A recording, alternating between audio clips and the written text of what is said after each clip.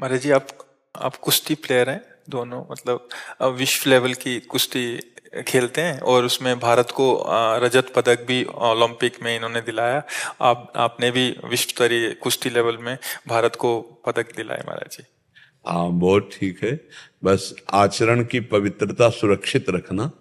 जब अपनी लौकिक उन्नति होने लगे तो अपने चरित्र पर अंकुश कर ले, चरित्र पर शासन कर।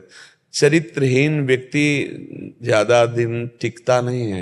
उसका यश, उसकी महिमा, उसका बल, तो ये देह बल, बौद्धिक बल से सुरक्षित रहे, चरित्रहीनता ना आने पावे, बेविचार प्रवृत्ति न जागृत होने पावे।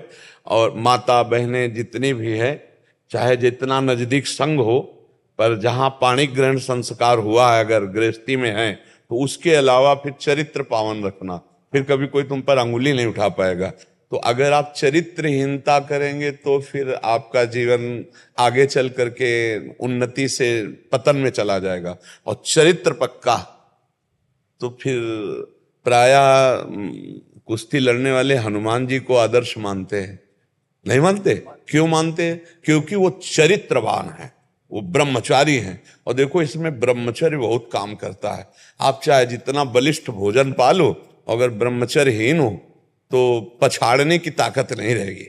पछाड़ने की ताकत ब्रह्मचर्य में होती है। एक अद्भुत जोश होता है कि आप अपने से डेढ़ा वजन वाले को टांग सकते हैं, ब्रह्मचर्य में ताकत होती है। तो ब्रह्मचर्य उचित, हम ये नहीं कह रहे कि अखंड, उचित ब्रह्मचर्य, क्योंकि गृहस्थी में जाना है या गृहस्थी में हो, पर पराई माता बहनों की तरफ के लिए तो बिल्कुल कसम खा लो, वो तुम्हारे लिए जहर है। तो इसलिए इस बात से बचे रहना, चरित्रहीनता ना आने पाए। और अपनी नियत संख्या का जो व्यायाम है वो बढ़ना चाहिए, कम नहीं होना चाहिए। जो हमारा मतलब हम 40 मिनट दंड लगाते हैं, 40 मिनट बैठक लगाते हैं, 1 घंटा हम वर्जिश करते हैं अलग से, तो हमें वो सब करना है। नित्य दिनचर्या में जो पहलवान प्रमाद युक्त हो गया कि अखाड़े में जाना तो थोड़ी तैयारी कर ली, नहीं तो ऐसा वो पहलवान नामी नहीं हो सकता। प्रमाद नहीं आना चाहिए, अपनी दिनचर्या फिट होनी चाहिए। एक बार की हम तुम्हें घटना बताते हैं। कुड़नी है कानपुर जिले में, तो वहां दंगल था।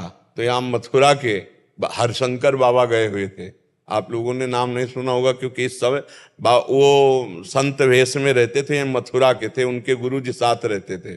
एक झाम झोला पहने रहते थे, नेत्र नीचे रखते थे, और जब चलते थे तो कोई ना कोई ग्रंथ ऐसे सामने, चाहे हनुमान चालीसा ही हो, ऐसे रख के ऐसे चलते थे, किसी को देखते नहीं थे।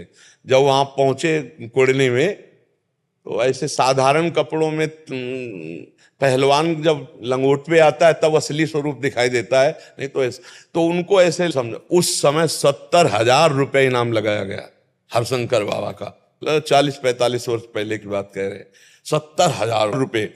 5-6 पहलवान गए ऐसे, तो उनका 5-6 में पहले आप देख लो। तो उनका अगर इतने तुम में क्षमता नहीं थी तो अखाड़े में कैसे चढ़ गए?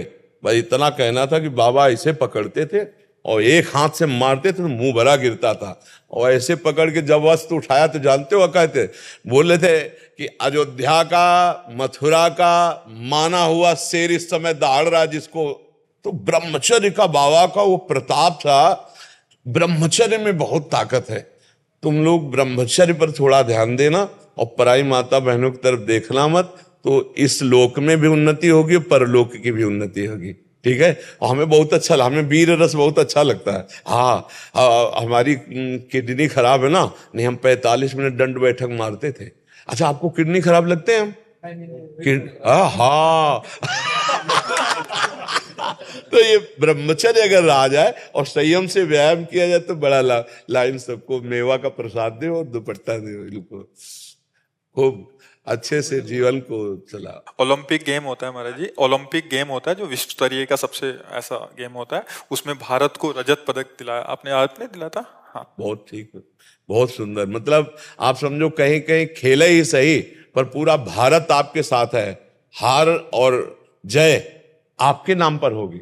बोले भारत विजयी हुआ, भारत हुआ ना, आप विजयी हुए तो पूरा भारत हुआ। भारत में हम सब हैं, हम सबके गर्व हो आप। हाँ, अपनी दिनचर्या में मस्त रहो और संयम से रहो। जैसा अभ्यास करोगे वैसे पुष्ट होते चले जाओगे। अभ्यास बहुत बड़ी चीज है, बहुत बड़ी चीज है। अभ्यास में बहुत बड़ा दम है। और हमारा अभ्यास और ब्रह्मचर्य अगर दोनों मिल जाएं तो कुछ भी कर सकते हो। आप सच्ची मानना, ब्रह्मचर्य में अमोघ शक्ति है। पर ब्रह्मचर्य रोकना थोड़ा कठिन होता है, नहीं? हाँ, वो जब अपने स्वरूप में आता है तो और को ललकार के परास्त कर सकते हो, लेकिन उसको नहीं, वो तुम्हें जरूर परास्त करे। उस जगह अपने को संभाले, काम क्रोध आदि लोभ आदि। देखो कई ऐसे नवीन पहलवान उठते हैं और क्रोध को नहीं संभाल पाते तो ऐसी घटना कर देते हैं कि जेल में चले जाते हैं, जीवन बर्बाद हो जाता है। तो क्रोध को भी संभालो और काम को ही थोड़ा नाम जप करते हो? आप बता दीजिए। नाम जप जरूर करो यार। मंत्रों में, अक्षरों में पावर होता है।